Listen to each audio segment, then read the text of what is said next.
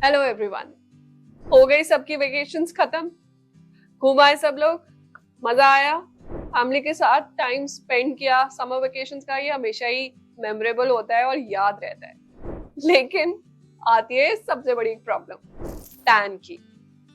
सारे पेशेंट्स जून में घूम के आए हैं और अब हमें बता रहे हैं मैम ये देखिए हमारा फेस हो गया टैन, हमने जो साल भर मेहनत की ना वो सब हो गई खराब। और अब अगले महीने से शादियां हैं, फंक्शंस हैं, कुछ लोगों के इंटरव्यूज लगे हुए हैं, तो कह रहे हैं कि मैम आप जल्दी से बताओ कि क्या करना है। तो जिन लोगों को ये टैनिंग हुई है, ये वीडियो आज स्पेशली मैं उन लोगों के लिए बना रही हूँ, तो जरूर इसे एंड तक देखिएगा।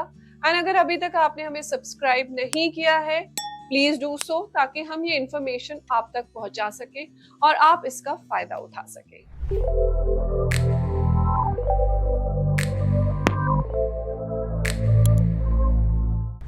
तो चलिए पहले समझते हैं कि टैनिंग होती ही क्यों है। टैनिंग एक्चुअली मेलानिन, जो हमारे मेलानिन प्रोड्यूसिंग सेल्स हैं, उनकी ओवर एक्टिविटी की वजह से होती है। मेलानिन बेसिकली एक नेचुरल सनस्क्रीन है। जी हाँ, वो एक्चुअली एक नेचुरल सनस्क्रीन है जो हमें यूवीए यूवीबी रेज से बचाता है, हमारी स्किन को प्रोटेक्ट करता है। इसीलिए जो लोग थोड़ा जिनका कॉम्प्लेक्शन डार्क होता है उनको टैनिंग का ऑप्शन ही नहीं होता, क्योंकि मेलानिन उनकी स्किन में ज्यादा क्वांटिटी में होता है। लेकिन प्रॉब्लम क्या होती है कि जब वो टैन आ जाता है, जब वो मेलानिन प्रोडक्शन इंक्रीज हो जाती है, तो थोड़ा अच्छा नहीं लगता। इसीलिए हम भागते हैं क्विक फिक्स सॉल्यूशंस की तरफ कि कैसे इसको जल्दी से ठीक कर सके। तो अब हम कुछ सॉल्यूशंस एक्सप्लोर करेंगे और एक रियलिस्टिक एक्सपेक्टेशन सेट करेंगे जो आपकी स्किन को विदाउट डैमेज टैन फ्री कर सके। जब हम इस चीज के बारे में बात कर रहे हैं तो हमें एक ऐसी चीज को उठाना है जो सेफली स्किन से टैन रिमूवल कर सके, स्किन को बूस्ट कर सके और मेलानिन प्रोडक्शन को डिक्रीज कर सके। बहुत सारे क्विक फिक्स सॉल्यूशंस में हम चले जाते हैं क्योंकि इंस्टेंटली हमें टैन रिमूवल चाहिए और हमें बिल्कुल नहीं अच्छा लग रहा है कि इस टैन स्किन के साथ हम कहीं भी जाएं। तो हम क्या करते हैं,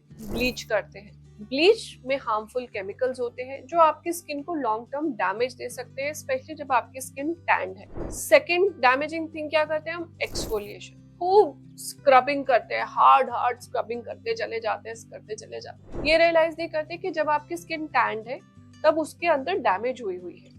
डैमेज स्किन पे अगर आप एक्सफोलिएशन करोगे और वो भी फोर्स के साथ, तो और डैमेज ही होगी, ठीक तो कुछ नहीं होने वाला। देन हम थर्ड क्या चीज करते हैं, हम लगाते हैं नींबू, लेमन जूस डायरेक्टली निकाला और लगा लिया। Lemon juice is very acidic.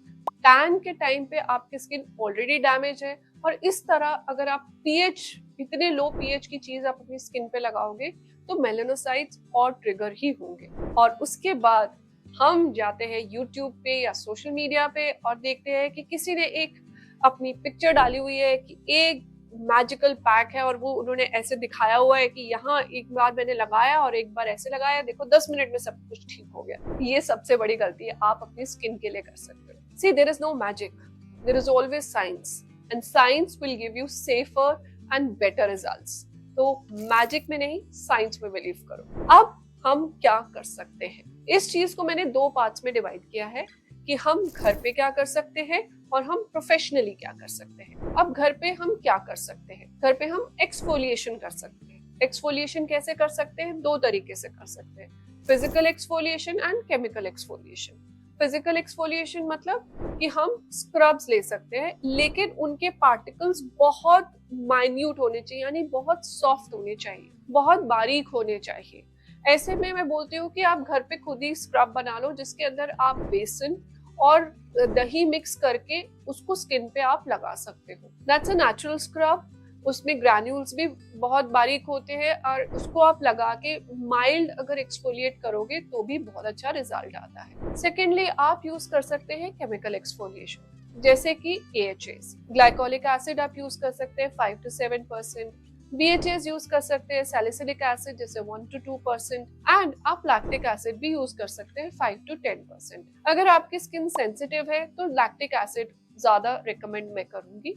इसको आप थोड़ी देर रिकमेंडेड टाइम के लिए लगाइए एंड रिमूव कर दीजिए। ये एक्सफोलिएशन काफी अच्छा वर्क करती है मोस्ट ऑफ द स्किन के साथ, सेकेंडली आप कुछ पैक्स यूज कर सकते हैं, जैसे कि एलोवेरा पैक यूज कर सकते हैं, ग्रीन टी पैक यूज कर सकते हैं, liquorice and rose water mix कर सकते हैं। आप ऑल्सो यूज कर सकते हैं योगर्ट मास्क, जिसके अंदर आप कर्ड के अंदर हनी मिक्स कर सकते हैं। कर्ड के अंदर नेचुरल लैक्टिक एसिड होता है जो आपकी स्किन को प्लम्प अप भी करेगा, हाइड्रेट भी करेगा और टैन भी रिमूव करेगा। थर्ड है कि हम कुछ एक्टिव्स यूज कर सकते हैं।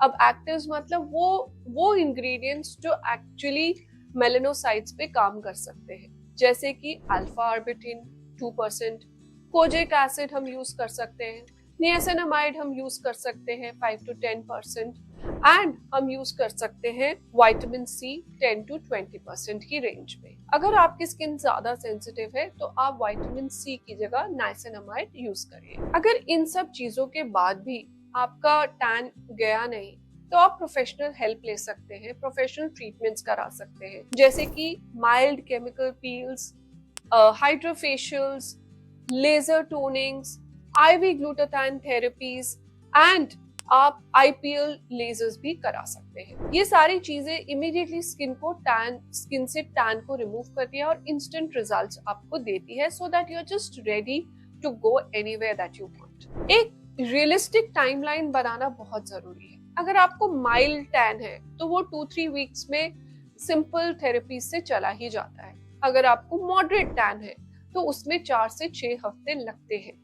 लेकिन अगर आपको ज्यादा टैन हो गया है, डीप टैन है, तो उसमें 3 से 4 महीने भी लग जाते हैं। मोस्टली प्रिवेंशन ही सबसे इम्पोर्टेंट चीज है। टैन हो ही ना, आप ऐसे ही कोशिश करिए। मेरी एक पेशेंट है, उसको ट्रेकिंग का बहुत शौक है, तो वो क्या करती है, before she goes she will come, she takes a hydration therapy ताकि स्किन हो जाए प्लम्प अप और वही उसको टैन का जो इंसिडेंस है वो कम हो जाए। सेकेंडली वो क्या करती है, मुझसे कई सारे सनस्क्रीन लेके चली जाती है, क्योंकि मैं रेकमेंड करती हूँ कि जब आप ट्रैवल करो और ऐसी डेस्टिनेशंस पे ट्रैवल करो जहाँ सन बहुत शार्प है, तो वहां आप डबल लेयरिंग कर सकते हो। यानी कि पहले आप अपने नॉर्मल सनस्क्रीन लगा लिया, उसके ऊपर आप एक टिंटेड या फिजिकल ब्लॉकर लगा सकते हो। Then last but not the least, आप हैट्स पहनिए, बड़ी हैट्स पहनिए, यूवी आईवेयर लीजिए, बिकॉज आई एरिया बहुत सेंसिटिव होता है। सबसे पहले वहां टैन एंड एजिंग के साइंस आना शुरू हो जाते हैं, जो कि सन डैमेज से ही ट्रिगर होते हैं। साथ के साथ अवॉइड करिए कि अगर आप